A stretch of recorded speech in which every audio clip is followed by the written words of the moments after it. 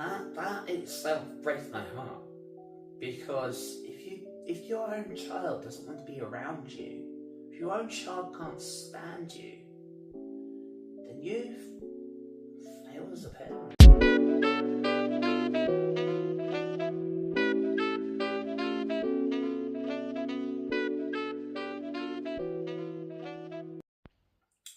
Hello, I'm Brandon. Welcome to episode 11 of the thwir podcast. As usual, we're a podcast where we talk about all topics, trauma related, anything you can think of. We're there to make the world right, and we give the empathy, and we know we know the traumas that people go through. Now, as usual, we're sponsored by Umbrella Peer Support. We're top of the class in our group. We literally have a community where we're all together and we don't judge, and we've got that empathy, and we do support people. So if you want to see what we're all about, links are in the description. Now, I've been thinking about this for a little while now, and I want to just talk a little bit about parenthood. More specifically, just how us as parents, we do take that trauma. We do have that generational trauma. How do we break the cycle?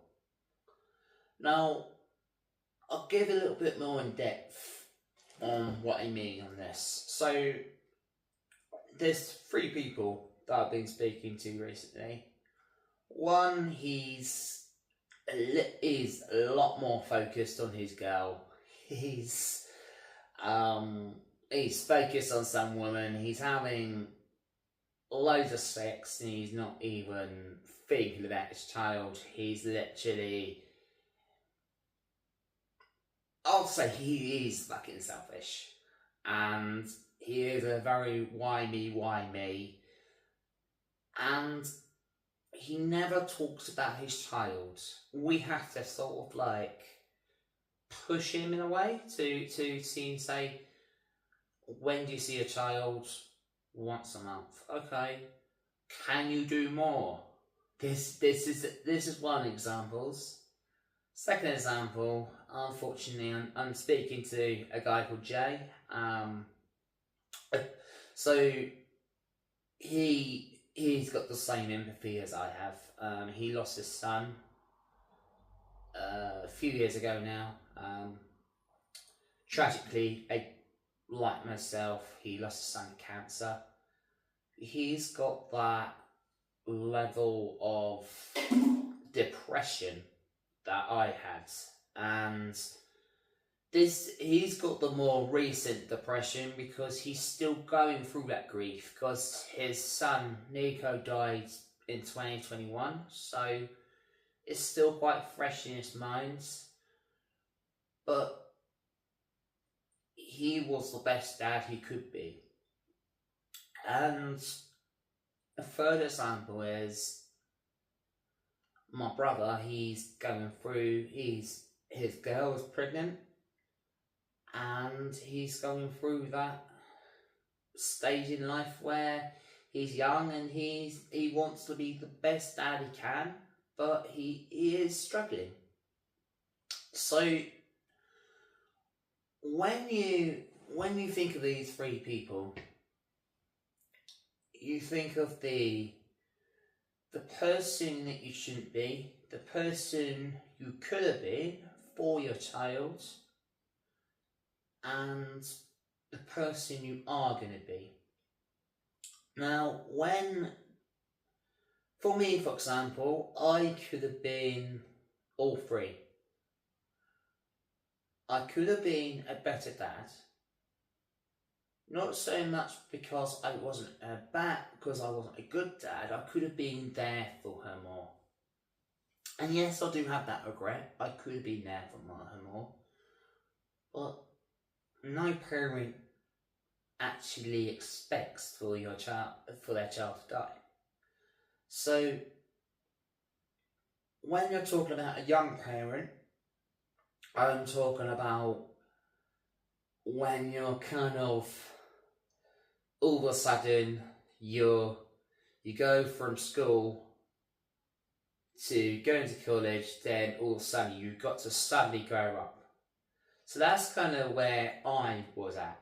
So what I've been speaking out to a lot of people is you've got to put your kids first, because if you're kind of putting that trauma onto your kids, they're gonna have that generational trauma. They're gonna resent you in a way, because there's that level of, I suppose, it's a level of guilt, survivor's guilt, as I spoke about last week, of like, it's especially when for example, someone I'm speaking to now, they're going through a disorder, and their son doesn't, they can't, I don't know, they're embarrassed of them, and that's sort of, when you're passing on the trauma to your kids, there is a resentment, there is a level of almost hate when they grow up, because I'm kind of thinking right now, if you grow up with trauma, you're not going to want to be really around the parent, you're not going to really want to, and that itself breaks my heart, because if your own child doesn't want to be around you, if your own child can't stand you, then you've failed as a parent. I'm sorry to say, but, and this is kind of where society is going wrong. Now, I'm only 30, but I remember growing up, we had youth clubs, we had a lot of support, we had youth workers, and I did grow up with a youth worker, because I didn't have the best mental health myself, so having that extra support, like a role model, to push me along the way and say, if you don't buck up your ideas, you're going to end up in prison, and that sort of bluntness is what I needed. So when you're talking about generations now, they never had that. I suppose they haven't got that bluntness, they haven't got the almost tough love, which kids do need. No matter what I see, like 15-year-olds or even 12-year-olds vaping in the streets or stealing things from shops, and I'm thinking, where have we gone wrong? Where exactly have we gone wrong? Because there has got to come to a point where we do blame the parents. And we can blame society, we can blame the, I suppose, political side of things, but it does come down to the parents. And sometimes you're not financially ready, sometimes you're not mature enough ready, but at the same time you have got that responsibility. You can't go around sleeping with every other woman you bump into. You can't go around passing on your trauma by drinking, by going out every night and spending your ex-partner's child support. What the hell are we doing in society to let this happen? So what I'm trying to say, guys, is there has to be a line drawn. We've got to protect future generations, because I'm guilty. I've made my mistakes. I hold my hands up. I've made my mistakes, but I've learnt from my mistakes. So hopefully, when I have children in the future, I will be the better person. I am the better person. I've learned, all the three people I've given examples of. I've been all that. I've been there. I've made those mistakes, but when Holly was alive, I was there as much as I could be. And that's kind of the difference between sometimes being an absent parent, sometimes being the best parent you can be. Because being the best person you can be is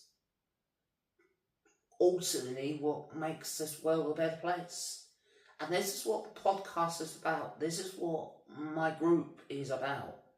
Making the world a better place. Because the world is shit. Yeah? Life is shit. So, if we're passing on our traumas to our kids, and then they pass their traumas on to their kids, what hope have we actually got in life? Because it's even when we have poor mental health, that can also affect our kids. So when having poor mental health, I've experienced. I've another example I can give is as I was speaking to a lady. She was previously my admin. But I supported her to become admin, and throughout her pregnancy, she was having real trouble with her mental health. And I was scared for her and the child. Luckily, being able to support her, giving her the brutal truth, if you don't stop self-harming, you're gonna really hurt yourself as well as the child. Luckily, I think I've said this in previous episodes, but luckily I worked with the husbands to be able to help her through the pregnancy and get her past that depression and past that stage to be able to say, I'm okay now. I still have my bad days, but I know when I'm having my bad days. And sometimes with mental health, there's certain things that can trigger us. But we've almost got to put not a mask on things, because kids have got to learn about feelings. Kids have got to learn that the world isn't all sunshines and daisies. Kids have got to learn the brutal truth sometimes.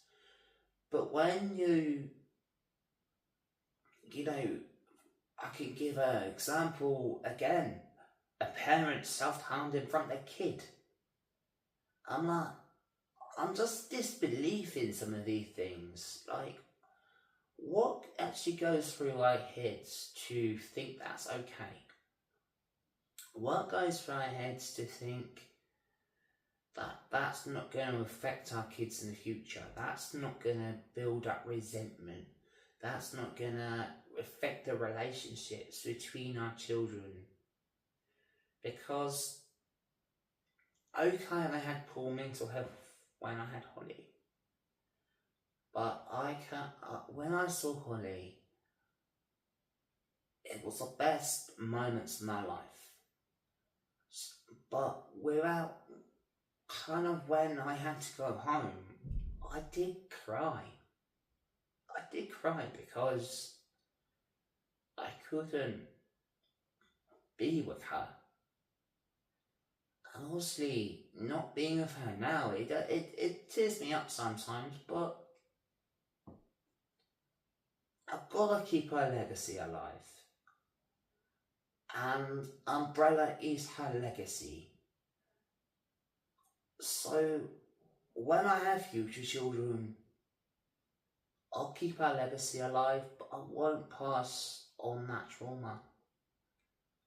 So whatever you do, guys, just be the best you can for your children, because if you're not, you might one day later regret it. That's all for tonight. Good night.